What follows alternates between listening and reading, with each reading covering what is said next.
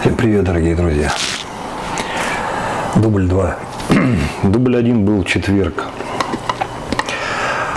В пятницу собирался уже в больничку. Ну и в четверг думаю, тихо, сам с собой в одного побреюсь. Ну и взял 2 бритовки от Дмитрича, вытащил. Кстати, нашел способ, как делать молочко из мыла сам для себя. Беру Via Barberia, ну та, что от опасной бритвы. Ну, если у вас есть какой-то кусочком, можете взять то, которое у вас.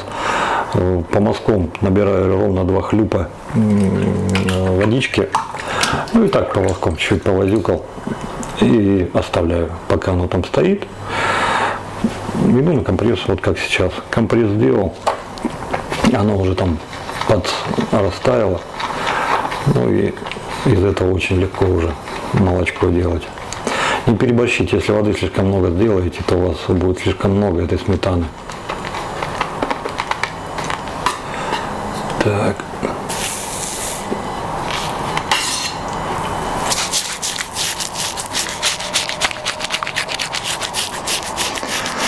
Сейчас пока я 0 в бритье опасной бритвы, но не совсем 0. Наверное, где-то 1, 2, 3 класс.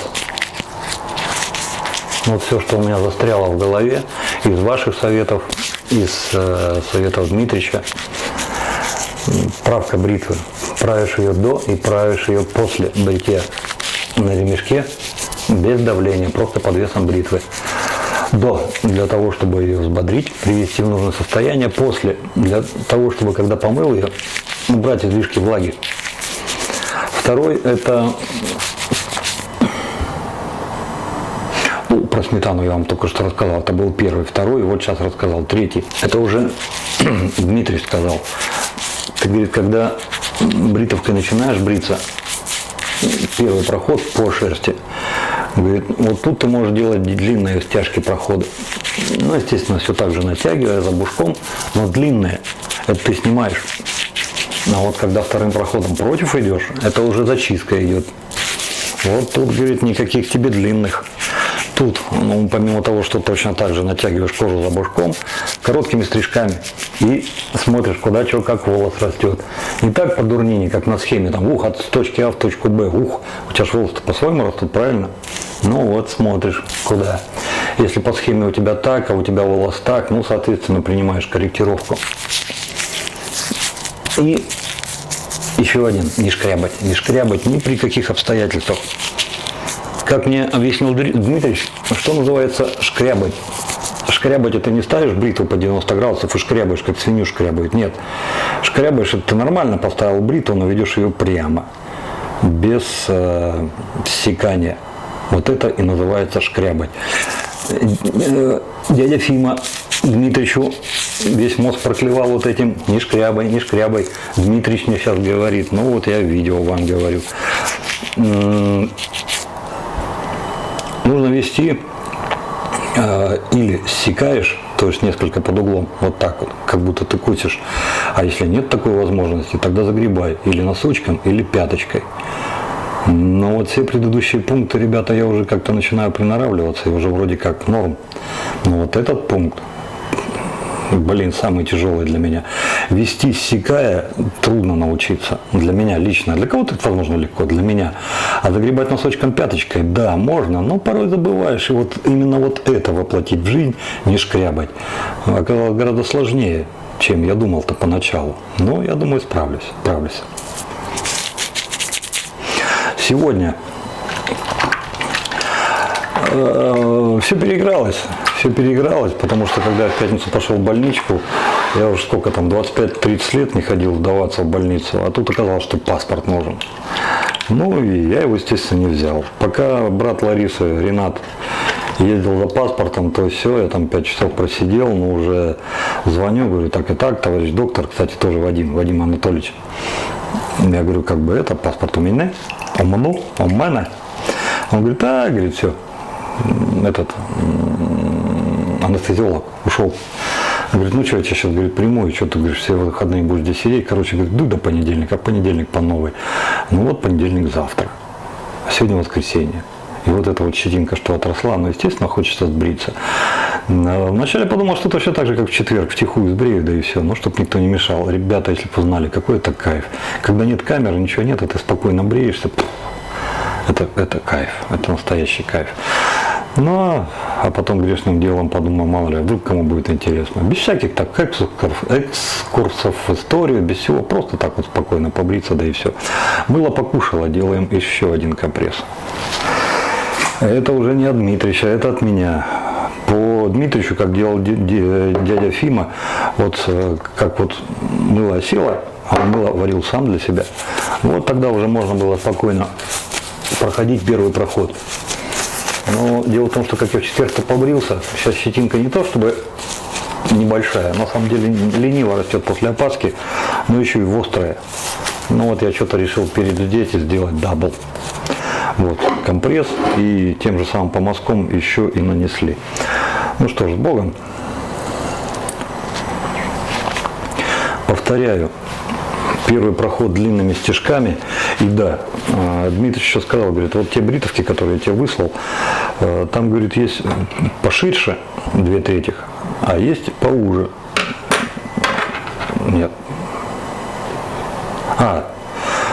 Поширше там 3/8, неправильно я сказал, ребята, 3/8, а поуже это, которая 2/8. Вот это вот. Так вот, говорит, бери ту, которую пошире. Говорит, и дядя Фима, говорит, и я так сейчас бреемся. Вот есть у тебя в наборе 2 бритвы. Самую широкую он пускает на первый проход, снимает основу, вот всю шерсть, а более узкой он уже идет на зачистку. Ну вот так и я тогда сделал в четверг, и сейчас хочу повторить. Камешек.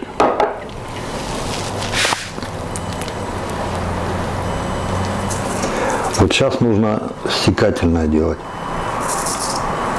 Но я стараюсь носочком загребать.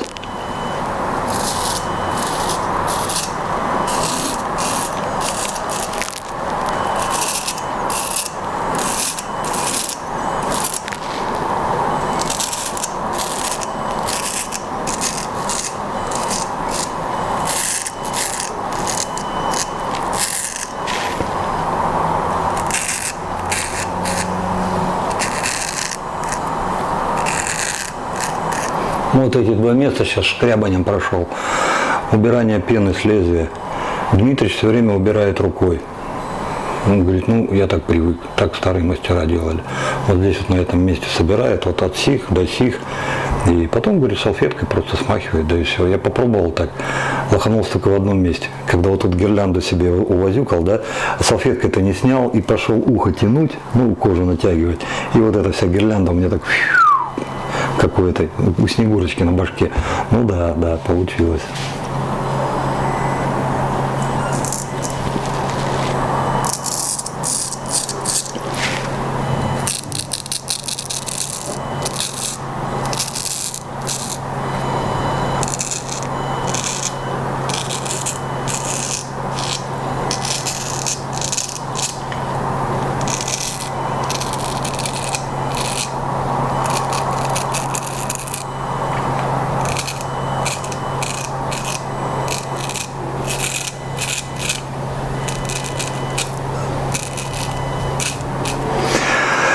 Почему бритвы-то узкие? Кто-то может подумать, что бритва там уточенная в усмерть. Ну так, да не так.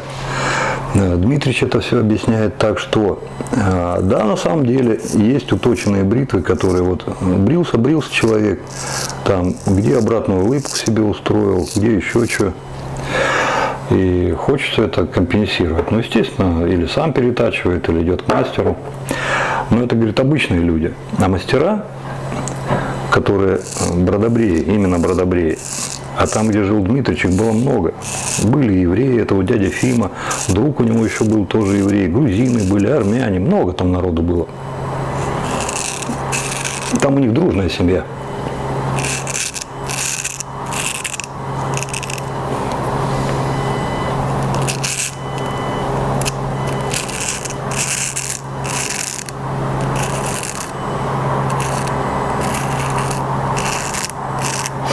Так вот, мастера по мере возможности перетачивали вот из широких бритв в узкие, для себя специально.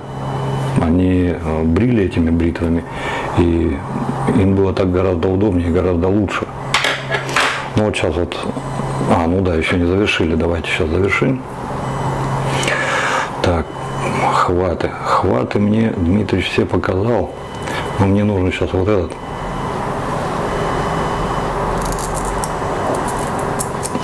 Так, чую неправильно.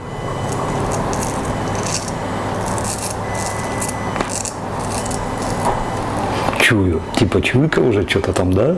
Что-то есть.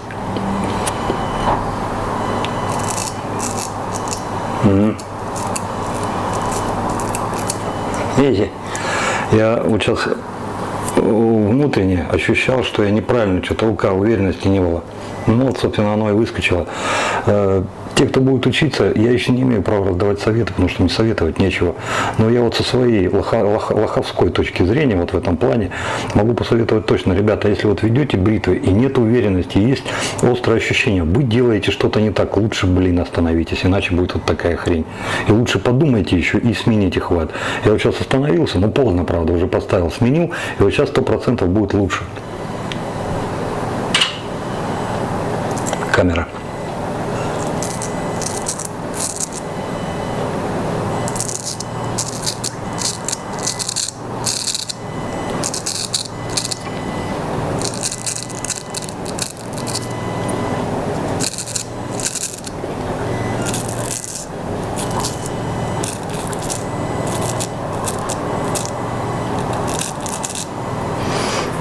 Вот с этим хватом у меня была уверенность. Вот сам себя не послушал, наказан. Ну, это нормально. Так, все, первый проход прошли.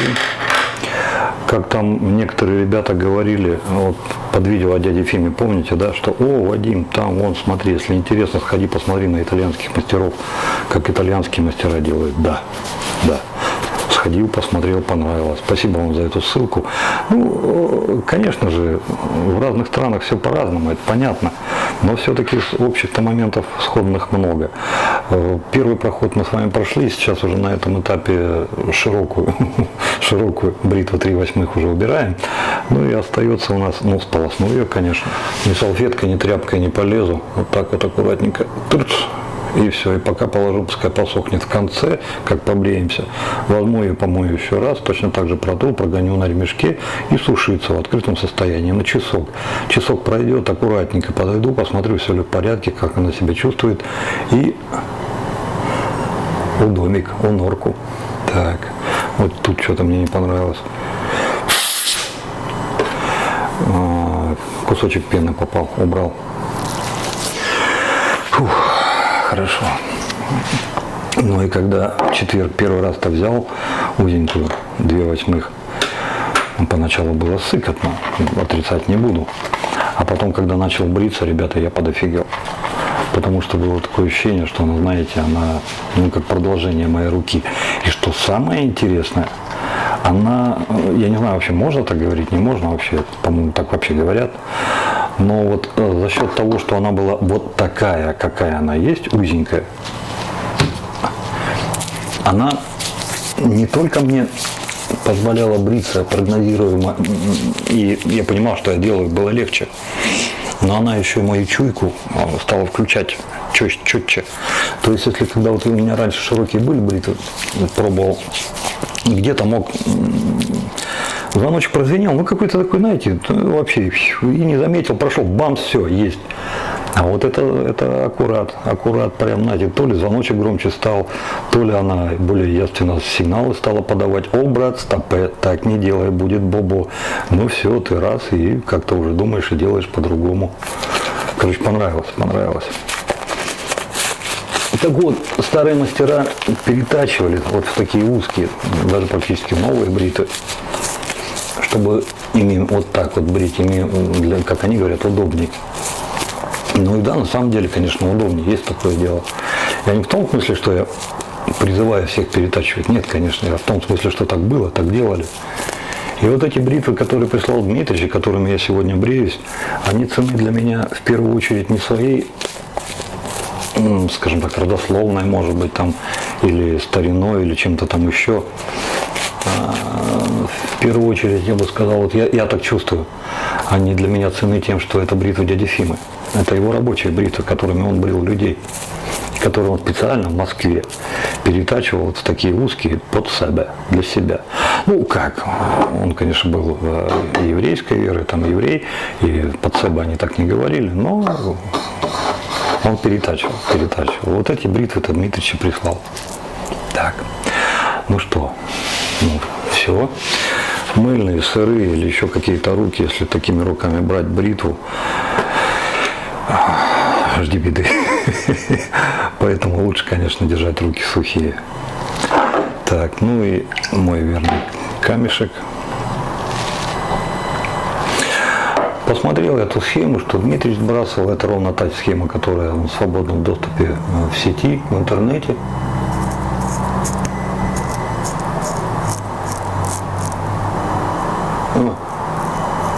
Коцнул.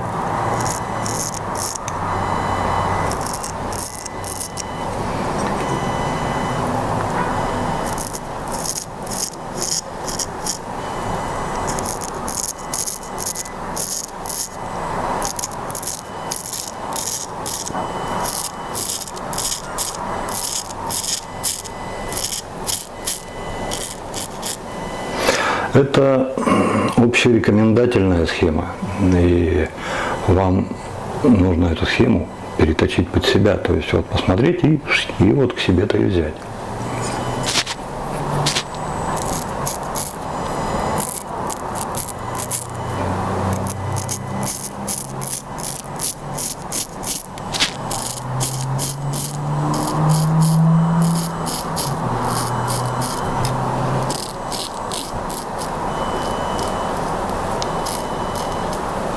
У каждого же волос по-своему растет, правильно?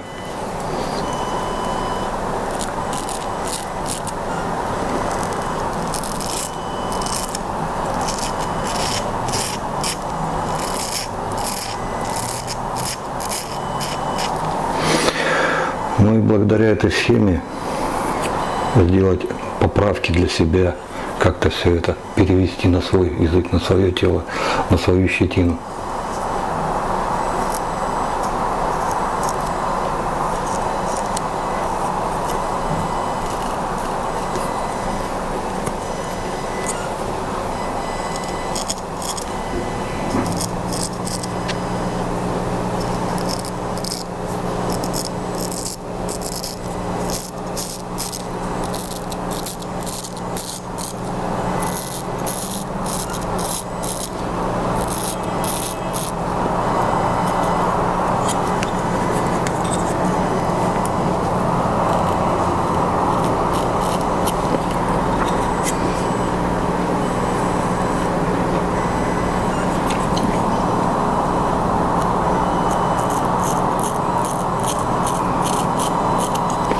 Вот с этим местом у меня пока раздрай.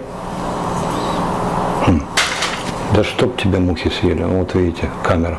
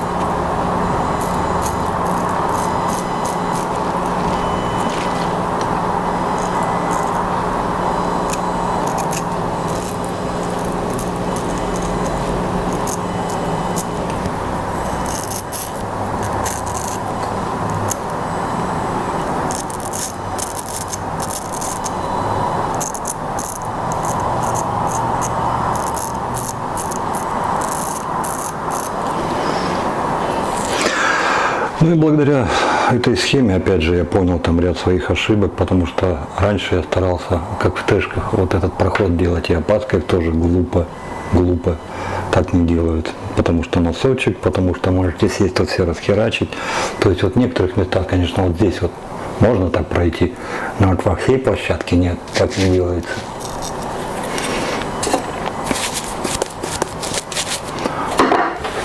Чтоб тэшкой, как знаете, как одним проходом.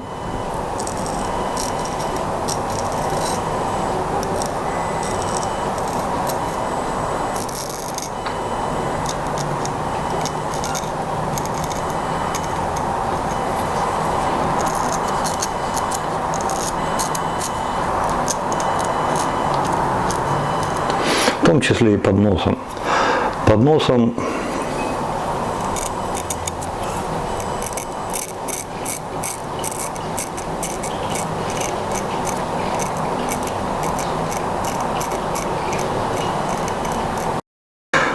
рекомендуют вначале вот так снять. Ну там, в принципе, как у тэшек.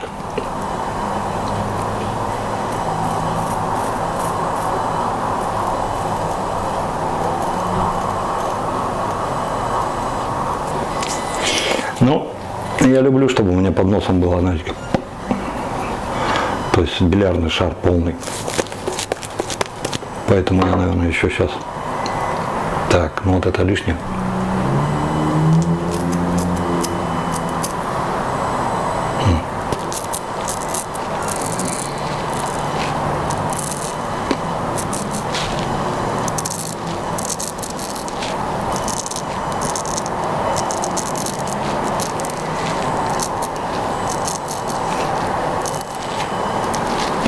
Зачем я это сделал? Делали так старые мастера? Ребят, не знаю, скорее всего нет. Но я один раз увидел такое по видео, попробовал сам, и мне понравилось. Бритва острая, бритва тонкая, и я чувствовал, что если что, у меня там может быть срыв. Чуйка подсказала, не в ее, не смотри, что люди скажут, делай, как тебе удобнее. И поэтому второй рукой взял, все.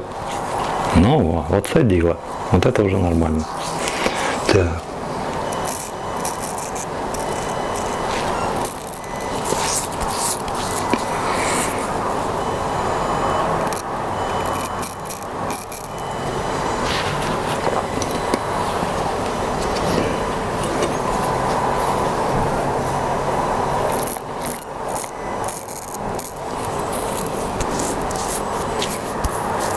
Ну, вот это вот мое место нелюбимое. Надо будет еще разочек.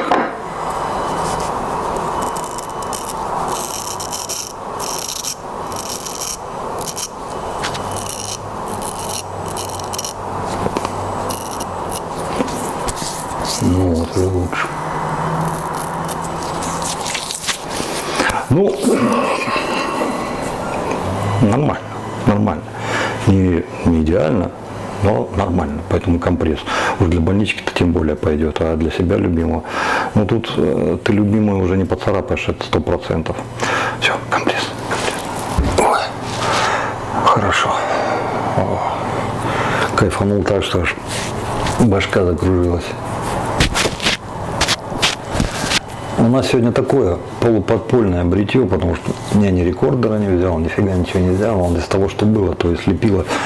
То есть вот микрофон сейчас в камеру подключил, поэтому строго не судите, а кому все же претит качество, ну, извиняйте, хлопцы, другого немає. Я понял, почему взял Диар Харрис от опасной бритвы РФ, вот этот Мальборо. У нас сегодня день пасмурный. Знаете, как при Балтике частенько бывает.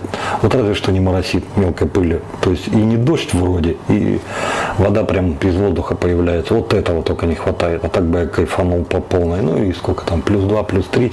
Идешь и прям брет. Листва уже не желтая, а уже чуть-чуть такая, знаете, коричневая, и уже запах у нее совершенно другое настроение. Ну вот поэтому, наверное, вот этот одеколон, лосьон взял, ну мало ли, с Туманного Альбиона, посмотреть, как он сработает вот в похожих походных условиях, погодных.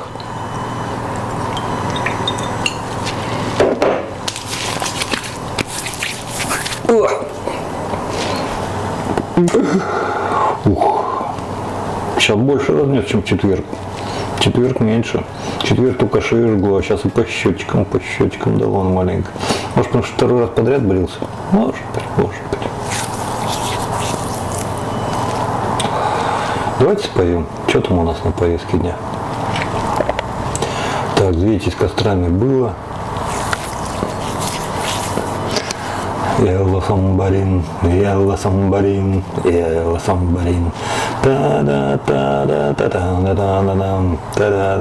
Хорошо, просто хорошо. Ой. Я думаю, каждый новичок, который заходит в тему бритья опасками, он проходит какие-то пути становления. Кому-то дается это легче, кому-то тяжелее, кому-то вообще не дается. Но если собрать вот такой вот определенный для самого себя набор правил, конечно, есть такие правила, которые просто обязательны для всех. Вот как я вот вначале озвучил те самые. А есть, которые вот лично для тебя. Ну, вот, допустим, у тебя такая кожа, такая щетина. И вот если ты вот эти вот все правила будешь соблюдать, ну и при известной настойчивости, конечно, потому что терпение и труд все перетрут, это во-первых. Во-вторых, ну, без практики как ты наработаешь моторику? Да никак. А если у тебя нет моторики, если у тебя нет привычки, ну и будешь как ни тятя, ни мать, каждый раз тыкаться, мыкаться там и что-то еще делать. Ну, то есть практика-то, конечно, нужна. Ой, хорошо. Ну да, дед что-то пошкрябал. Моя шея сдает сразу все с потрохами. Все, ребята, завтра пойду на техобслуживание плановое. Так, это понедельник, потом во вторник операция, в среду отходняк, в четверг, вот четверг, то есть меня выпустят, а там уже суббота-воскресенье на восстановление. Ну, еще неделька осталась, и все, и я с вами. Всего нормально, все хорошо. Прорвемся. Куда мы нахрен денемся с подводной лодки? Засим, разрешите с вами попрощаться. Добра, счастья, радости. Берегите себя, берегите своих близких. Да, и вам Богу здоровья. Пускай у вас всегда все будет хорошо. Глупая истина, но она истина. Не будет здоровья, вам ни хрена не нужно будет. Вы перевариваете вот эту вселенскую мудрость, а я сейчас пойду помою бритовки, пробегу еще по ремню и положу сушиться. До следующего раза. Ну и, конечно, спасибо дяде Фиме и Дмитричу, который сберег их для всех нас. Все, пока-пока. До новых встреч.